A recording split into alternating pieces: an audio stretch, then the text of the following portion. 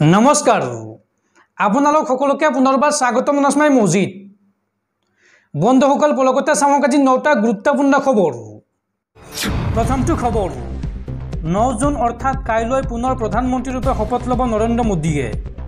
सरकार गठনৰ বাবে नरेंद्र मोदीक आमंत्रण राष्ट्रपति द्रौपदी मुर्मुर और 9 जूनर सन्धिया 7:15 अनुष्ठित हब नतुन सरकाৰৰ शपथ ग्रहण समारोह। तृतीयबारলৈ देशৰ प्रधानमंत्री रूपे शपथ लब नरेंद्र मोदीये। परवर्ती खबर देशर कोटी कोटी मुसलमानলৈ ভাল खबर। मुसलमाনৰ সংৰক্ষণ এতিয়া বাতিল কৰিব নোৱাৰিব বিজেপিয়ে। চন্দ্ৰবাবু নাইডুৰ পাৰ্টিয়ে ক'লে দেশত অব্যাহত থাকিব লাগিব মুছলমানৰ সংৰক্ষণ। শাসনলৈ আহিলে মুছলমানৰ সংৰক্ষণ উঠাই দিম বুলি কোৱা বিজেপি এতিয়া ফলঠেকত পৰিছে। मुसलमाনৰ সংৰক্ষণ বাতিল কৰিব নোৱাৰিব বিজেপিয়ে। বিজেপিৰ ইস্তাহাৰত আছিল মুছলমানৰ সংৰক্ষণ বাতিলৰ প্ৰস্তাৱ আৰু মুছলমানৰ সংৰক্ষণ অব্যাহত ৰাখিব টিডিপিয়ে। চন্দ্ৰবাবু নাইডুৰ পুত্ৰৰ মুছলমানৰ সংৰক্ষণক লৈ বৃহৎ মন্তব্য। এই সন্দৰ্ভত চন্দ্ৰবাবু নাইডুৰ পুত্ৰৰ মন্তব্য এয়া মুছলমানৰ অধিকাৰ আৰু সামাজিক ন্যায়। শাসনলৈ আহিলে মুছলমানৰ সংৰক্ষণ উঠাই দিম বুলি ঘোষণা কৰিছিল বিজেপিয়ে। নিৰ্বাচনী প্ৰচাৰত অমিত শ্বাহৰ পৰা হিমন্ত বিশ্ব শৰ্মালৈকে সকলোৱে এই ঘোষণা কৰিছিল আৰু এতিয়া একক সংখ্যাগৰিষ্ঠতা নাপাই ফলঠেকত পৰিছে বিজেপি দল। মন গ'লে এতিয়া অকলে কোনো সিদ্ধান্ত ল'ব নোৱাৰিব বিজেপিয়ে। সিদ্ধান্ত সলনি নকৰে চন্দ্ৰবাবু নাইডুৱে। অন্ধ্ৰপ্ৰদেশত বৰ্তমানো অব্যাহত আছে মুছলমানৰ সংৰক্ষণ আৰু এই সংৰক্ষণ আগলৈও চলি থাকিব বুলি ঘোষণা টিডিপিৰ। পৰৱৰ্তী খবৰ পুনৰ ঋণ ল'ব হিমন্ত বিশ্ব শৰ্মা নেতৃত্বাধীন ৰাজ্য চৰকাৰে। পুনৰ নাবাৰ্ডৰ পৰা 634 কোটি টকাৰ ঋণ লোৱাৰ সিদ্ধান্ত ৰাজ্য চৰকাৰৰ। মুখ্যমন্ত্ৰী ডক্টৰ হিমন্ত বিশ্ব শৰ্মাৰ কেবিনেটে বৃহস্পতিবাৰে পুনৰ নাবাৰ্ডৰ পৰা 634 কোটি 35 লাখ টকাৰ ঋণ লোৱাৰ সিদ্ধান্ত গ্ৰহণ কৰে। ৰাজ্যৰ আন্তঃগাঁথনি উন্নীতকৰণৰ নামত কেবিনেটে এই ঋণৰ প্ৰস্তাৱত অনুমোদন জনায়। ৰাজ্য চৰকাৰে ইয়াৰ পূৰ্বে যোৱা 4 এপ্ৰিলত 1000 কোটি টকা, 30 এপ্ৰিলত 1000 কোটি টকা আৰু 28 মেত 1000 কোটি টকাৰ ঋণ লৈছিল। চৰকাৰখনে চলিত বিত্তীয় বৰ্ষ আৰম্ভ হোৱাৰ পৰা বৰ্তমানলৈকে 4বাৰকৈ ঋণ ল'বলগীয়া হৈছে। ঋণৰ ওপৰত ঋণ লৈ ৰাজ্যখনক অৰ্থনৈতিকভাৱে কোঙা কৰি পেলাইছে মুখ্যমন্ত্ৰীয়ে। ইয়ে বিজেপি চৰকাৰৰ আমলত অসমৰ অৰ্থনীতিৰ লাওলোৱা অৱস্থা উদুঙাই দিছে। আজি এক প্ৰেছ বিজ্ঞপ্তিযোগে এই অভিযোগ উত্থাপন কৰে আম আদমি পাৰ্টিৰ ৰাজ্যিক সভাপতি ডাক্তৰ ভৱেন চৌধুৰীয়ে। উল্লেখযোগ্য যে অসম চৰকাৰে বৰ্তমানলৈকে লোৱা ঋণৰ পৰিমাণে 1,53,000 কোটি টকা অতিক্ৰম কৰিছে। আজি সংবাদ মাধ্যমলৈ প্ৰেৰণ কৰা প্ৰেছ বিজ্ঞপ্তিত ডাক্তৰ ভৱেন চৌধুৰীয়ে কয় যে ডক্টৰ হিমন্ত বিশ্ব শৰ্মাৰ চৰকাৰে বছৰি প্ৰায় 21,525 কোটি টকাৰ ঋণ লৈছে। অসমক দেশৰ 5খন উন্নত ৰাজ্যৰ তালিকাত অন্তৰ্ভুক্ত কৰিব বিচৰা মুখ্যমন্ত্ৰীক আমাৰ প্ৰশ্ন, মুখ্যমন্ত্ৰী ডাঙৰীয়া, কোনো ধৰণৰ উৎপাদনমুখী অৰ্থনীতি অবিহনে মাত্ৰ ঋণ লৈ চৰকাৰ চলাব পাৰিনে? এইদৰে ৰাজ্যবাসীৰ মূৰৰ ওপৰত বিশাল পৰিমাণৰ ধাৰৰ বোজা জাপি দি অসমৰ উন্নয়ন সম্ভৱনে? ৰাজ্যৰ সামগ্ৰিক বিকাশৰ স্বাৰ্থত উৎপাদনমুখী অৰ্থনৈতিক আঁচনি গ্ৰহণ কৰিবলৈ আম আদমি পাৰ্টিৰ ৰাজ্যিক সভাপতি ডাক্তৰ ভৱেন চৌধুৰীয়ে মুখ্যমন্ত্ৰী ডক্টৰ হিমন্ত বিশ্ব শৰ্মাক আহ্বান জনায়। উল্লেখযোগ্য যে ৰাজ্যৰ গড়কাপ্তানি, জলসম্পদ আৰু মহিলা সবলীকৰণ আৰু শিশু কল্যাণৰ ক্ষেত্ৰত আন্তঃগাঁথনি উন্নীতকৰণৰ নামত নাবাৰ্ডৰ পৰা ঋণ লোৱাৰ সিদ্ধান্ত গ্ৰহণ কৰিছে মুখ্যমন্ত্ৰী ডক্টৰ হিমন্ত বিশ্ব শৰ্মাই। বন্ধুসকল, তাৰপিছত 4 নম্বৰ খবৰটো জনোৱাৰ আগতে আপোনালৈ এটা সৰু ৰিকুৱেষ্ট, যদি তেওঁলোকে এইটো ভিডিঅ'ত লাইক কৰা নাই তেন্তে প্লিজ এটা লাইক কৰি দিয়ক আৰু এনেকুৱা ধৰণৰ নতুন নতুন ভিডিঅ' পাবলৈ চেনেলটো ছাবস্ক্ৰাইব কৰি কাষত থকা বেল আইকনটো প্ৰেছ কৰি ৰাখক। পৰৱৰ্তী খবৰ বিজেপিৰ নৱনিৰ্বাচিত সাংসদ তথা বলিউড অভিনেত্ৰী কংগনা ৰানাৱটক বিমানবন্দৰত চৰিওৱা CISFৰ মহিলা কনিষ্টবল কুলবিন্দৰ কৰক নিলম্বনৰ পাছত এইবাৰ গ্ৰেপ্তাৰ কৰা হৈছে আৰু তাৰ পিছতে এইবাৰ কুলবিন্দৰ কৰৰ কাষত থিয় হৈছে বলিউডৰ সংগীত শিল্পী বিশাল দাদলানী। কংগনা ৰানাৱটক চৰিওৱা CISFৰ মহিলা জোৱানগৰাকীক এইবাৰ চাকৰিৰ প্ৰস্তাৱ দিছে বলিউডৰ সংগীত শিল্পী বিশাল দাদলানীয়ে। লগতে এইবাৰ মহিলা কনিষ্টেবলগৰাকীৰ কাষত থিয় হৈছে দেশৰ কেইবাটাও কৃষক সংগঠন। কৃষক সংগঠনৰ হুংকাৰ, মহিলা কনিষ্টেবলগৰাকীয়ে উচিত ন্যায় নাপালে তীব্ৰ প্ৰতিবাদৰ হুংকাৰ দিছে। আৰু এই প্ৰস্তাৱত বা এই সন্দৰ্ভত 9 জুন অৰ্থাৎ কাইলৰ দিনটোত এক বিশাল প্ৰতিবাদী কাৰ্যসূচী হাতত লৈছে দেশৰ কেইবাটাও কৃষক সংগঠনে। পৰৱৰ্তী খবৰ, নিশ্চিত প্ৰধানমন্ত্ৰী মোদীৰ তৃতীয় কাৰ্যকাল। আৰু তাৰ পিছতে ভাৰতৰ শ্বেয়াৰ মাৰ্কেটত পুনৰ উত্থান, বিনিয়োগকাৰীৰ মুখত হাঁহি। ভাৰতীয় ৰাজনীতিৰ উত্থান পতনে ভাৰতৰ শ্বেয়াৰ বজাৰতো ব্যাপক প্ৰভাৱ পেলাই আহিছে। 1 জুনত প্ৰকাশিত এক্সিট পোলৰ পাছত যিদৰে ভাৰতীয় শ্বেয়াৰ বজাৰত উত্থান হৈছিল, সেইদৰে নিৰ্বাচনী ফলাফল ঘোষণাৰ দিনটোত শ্বেয়াৰ মাৰ্কেটৰ পতনে অভিলেখ গঢ়িছিল। কিন্তু তৃতীয়বাৰৰ বাবে পুনৰ NDAৰ চৰকাৰ গঠন নিশ্চিত হোৱাত পুনৰ শ্বেয়াৰ মাৰ্কেটত উত্থান হোৱা পৰিলক্ষিত হৈছে।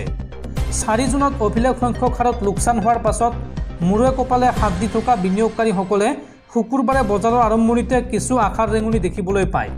শুকুৰবাৰে বজাৰৰ আৰম্ভণিৰ পৰাই সূচক আছিল ঊৰ্ধ্বমুখী। এনে পৰিস্থিতিত বজাৰ বিশ্লেষকসকলে এই কথা স্বীকাৰ কৰিছে যে সেন্সেক্স আৰু নিফটি বহু ৰাজনৈতিক সমীকৰণৰ ওপৰত আধাৰিত। আজিৰ দিনটোত যেতিয়া NDA চৰকাৰ তৃতীয়বাৰৰ বাবে গঠন নিশ্চিত হয়, তাৰ পাছতে শ্বেয়াৰ মাৰ্কেটত জোৱাৰ উঠিবলৈ আৰম্ভ কৰে। সেন্সেক্সত 1618 পইণ্টৰ পৰা ঊৰ্ধ্বমুখী হৈ 74693 পইণ্টত বন্ধ হৈ গৈ নিফটি বৃদ্ধি পায় 468 পইণ্ট। দিনান্তত নিফটি সূচক হৈ গৈ 23290 পইণ্ট। 4 জুন মঙলবাৰ লোকসভা নিৰ্বাচনৰ ফলাফল ঘোষণা আৰম্ভ হোৱাৰ লগে লগেই দেশৰ শ্বেয়াৰ মাৰ্কেটত পতন আৰম্ভ হৈছিল। কিন্তু বুধবাৰে পুৱাৰে পৰা পৰিস্থিতি কিছু উন্নত হয়, কাৰণ তেতিয়ালৈকে এই কথা প্ৰায় নিশ্চিত হৈছিল পুনৰ NDAৰ চৰকাৰ গঠন হ'ব দেশত। শুকুৰবাৰে NDAৰ বৈঠকৰ পাছতে পুনৰ নৰেন্দ্ৰ মোদীৰ নেতৃত্বত চৰকাৰ গঠন সম্পূৰ্ণ নিশ্চিত হোৱাত শ্বেয়াৰ মাৰ্কেটত উত্থান ঘটে আৰু বিনিয়োগকাৰীসকলৰ মুখলৈ হাঁহি বিৰিঙি আহে। পৰৱৰ্তী খবৰ, দেশত পুনৰ আন এক চাঞ্চল্যকৰ ঘটনা। এইবাৰ ভুৱা আধাৰ কাৰ্ড দেখুৱাই সংসদ ভৱনত প্ৰৱেশৰ চেষ্টা। ঘটনা সন্দৰ্ভত গ্ৰেপ্তাৰ 3 যুৱকক। নতুন সংসদ ভৱনত ভুৱা আধাৰ কাৰ্ড দেখুৱাই আৰক্ষীৰ জালত পৰিল 3জনকৈ যুৱক। CISFে তেওঁলোকক গ্ৰেপ্তাৰ কৰি দিল্লী আৰক্ষীক গতাই দিয়ে। সূত্ৰ অনুসৰি কাছিম, মনিক আৰু ছয়ব নামৰ যুৱক 3জনে সংসদ চৌহদত নিৰ্মাণ শ্ৰমিক হিচাপে কাম কৰি আছিল। বৃহস্পতিবাৰে শ্ৰমিকসকলৰ পৰিচয় পত্ৰৰ নিয়মীয়া পৰীক্ষণৰ সময়ত 3জন যুৱকৰ পৰিচয় পত্ৰ দেখা পাই সন্দেহ উপজে CISFৰ জোৱানসকলৰ। আৰু পৰীক্ষাৰ অন্তত দেখা গ'ল যে 3জন যুৱকে ভুৱা পৰিচয় পত্ৰ ব্যৱহাৰ কৰি সংসদ চৌহদত কাম কৰি আছিল আৰু লগে লগে যুৱক 3জনক আটক কৰি দিল্লী আৰক্ষীক গতাই দিয়ে। এতিয়া প্ৰশ্ন হৈছে, ভুৱা পৰিচয় পত্ৰ লৈ সংসদত প্ৰৱেশ কৰিবলৈ চেষ্টা কৰিছিল নেকি এই 3জন যুৱকে? ইয়াৰ আঁৰত ডাঙৰ ষড়যন্ত্ৰ আছে নেকি? এইবোৰ কথাক লৈ ইতিমধ্যে তদন্ত আৰম্ভ হৈছে।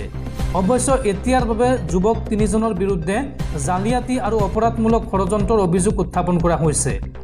মন কৰিবলগীয়া যে যোৱা 3 মে'ত সংসদ ভৱনৰ নিৰাপত্তাৰ দায়িত্ব সম্পূৰ্ণৰূপে CISFৰ হাতত অৰ্পণ কৰা হয়। নিৰাপত্তা পৰিৱৰ্তনৰ মূল কাৰণ আছিল 23 ডিচেম্বৰত সংসদত সংঘটিত আক্ৰমণ। সেইদিনা অধিৱেশনৰ সময়ত 2জন অচিনাক্ত যুৱকে সংসদত প্ৰৱেশ কৰিছিল আৰু কোনোৱে একো গম পোৱাৰ আগতেই সংসদৰ বেলকনিৰ পৰা জঁপিয়াই নামি আহিছিল তেওঁলোকে ধোঁৱাৰ বোমা বিস্ফোৰণ কৰিছিল সংসদত আৰু সংসদৰ ভিতৰত আতংকৰ পৰিৱেশৰ সৃষ্টি কৰিছিল সেই যুৱককেইজনে। আৰু ইয়াৰ পিছতেই সংসদৰ নিৰাপত্তাক লৈ প্ৰশ্ন উত্থাপন হ'বলৈ ধৰে। ইয়াৰ পিছত নিৰাপত্তাৰ দায়িত্ব CISFৰ হাতত অৰ্পণ কৰা হয়। পৰৱৰ্তী খবৰ, 2026ৰ পূৰ্বে গাদী হেৰুৱাব মুখ্যমন্ত্ৰী হিমন্ত বিশ্ব শৰ্মাই।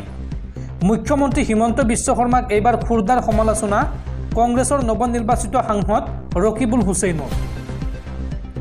হিমন্ত বিশ্ব শৰ্মাৰ জালত মই ভৰি নিদিওঁ, মোৰ জালতহে ভৰি দিব লাগিব হিমন্ত বিশ্ব শৰ্মাই। শুকুৰবাৰে এইদৰে মন্তব্য কৰে কংগ্ৰেছৰ নৱনিৰ্বাচিত সাংসদ ৰকিবুল হুছেইনে। ৰকিবুল হুছেইনে লগতে কয় যে মুখ্যমন্ত্ৰী ডক্টৰ হিমন্ত বিশ্ব শৰ্মাৰ মুখত এনে বেজাৰ কেতিয়াও দেখা নাই। তেওঁ গম পাইছে যে 2026 আগেয়ে তেওঁৰ গাদী যাব এই মন্তব্য ৰকিবুল হুছেইনৰ। পৰৱৰ্তী খবৰ, অভয়াপুৰী অতিৰিক্ত সত্ৰ ন্যায়াধীশ আদালতৰ ঐতিহাসিক ৰায়দান। মহৰ আলী নামৰ এটা হত্যাকাৰীক যাৱজ্জীৱন কাৰাদণ্ডৰ ৰায়দান আদালতৰ। অভয়াপুৰী অতিৰিক্ত সত্ৰ ন্যায়াধীশ আদালতৰ গুৰুত্বপূৰ্ণ ৰায়দান। মহৰ আলী নামৰ এটা হত্যাকাৰীক যাৱজ্জীৱন কাৰাদণ্ডৰ ৰায়দান আদালতৰ। লগতে 50,000 টকাৰ জৰিমনাৰ শাস্তি বিহে আদালতে। IPC 302 ধাৰাত দোষী সাব্যস্ত কৰি এই শাস্তি ঘোষণা কৰে মহৰ আলীক। উল্লেখযোগ্য যে ভূমিকেন্দ্ৰিক সংঘাতত বাতেন খান নামৰ এজনক হত্যা কৰিছিল মহৰ আলীয়ে। 2013 21 অক্টোবৰত কুকিলাত সংঘটিত হৈছিল এই হত্যাকাণ্ড আৰু এই হত্যাকাণ্ডৰ গোচৰ সন্দৰ্ভত এই ৰায় দিয়ে অভয়াপুৰী অতিৰিক্ত সত্ৰ ন্যায়াধীশ আদালতে। পৰৱৰ্তী খবৰ, আন এক মৰ্মান্তিক ঘটনা। এইবাৰ ৰাছিয়াত নদীত ডুব গৈ মৃত্যু হ'ল 4গৰাকী ভাৰতীয় চিকিৎসা বিজ্ঞানৰ শিক্ষাৰ্থীৰ। ৰাছিয়াৰ ছেইণ্ট পিটাৰ্ছবাৰ্গৰ সমীপৰ এখন নদীত ডুবি 4গৰাকী ভাৰতীয় চিকিৎসা বিজ্ঞানৰ শিক্ষাৰ্থীৰ মৃত্যু ঘটিছে। দেশখনৰ ভাৰতীয় মিছনে তেওঁলোকৰ মৃতদেহ অতি সোনকালে আত্মীয়ৰ ওচৰলৈ প্ৰেৰণ কৰিবলৈ ৰাছিয়াৰ কৰ্তৃপক্ষৰ সৈতে যোগাযোগ কৰিছে। 4গৰাকী শিক্ষাৰ্থীৰ ভিতৰত আছে 18 পৰা 20 বছৰ বয়সৰ 2গৰাকী ল'ৰা আৰু 2গৰাকী ছোৱালী। তেওঁলোক সকলোৱে ভেলিকি নভগৰড চহৰৰ ওচৰৰ নভগৰড ষ্টেট ইউনিভাৰ্চিটিত অধ্যয়ন কৰি আছিল। এই সন্দৰ্ভত স্থানীয় সংবাদ মাধ্যমে প্ৰকাশ কৰা তথ্য অনুসৰি ইয়াৰে এগৰাকী ভাৰতীয় ছাত্ৰী যিয়ে ভলখভ নদীৰ পাৰত বিপদত পৰিছিল আৰু তেতিয়াই তেওঁৰ 4গৰাকী সংগীয়ে তেওঁক বচাবলৈ চেষ্টা চলাইছিল। তেওঁক বচাবলৈ চেষ্টা কৰি আন 3গৰাকী নদীত ডুব যায়। তৃতীয়গৰাকী ছাত্ৰক স্থানীয় লোকে নিৰাপদ স্থানলৈ টানি লৈ যায়। এই সন্দৰ্ভত ছ'চিয়েল মিডিয়া হেণ্ডেল এক্সত প্ৰকাশ কৰা এটা পোষ্টত মস্কোত থকা ভাৰতীয় দূতাবাসে কয় যে আমি সোনকালে মৃতদেহ আত্মীয়ৰ ওচৰলৈ প্ৰেৰণ কৰাৰ কাম কৰি আছোঁ আৰু জীৱন ৰক্ষা পৰা ছাত্ৰগৰাকীক উপযুক্ত চিকিৎসা প্ৰদান কৰা হৈছে।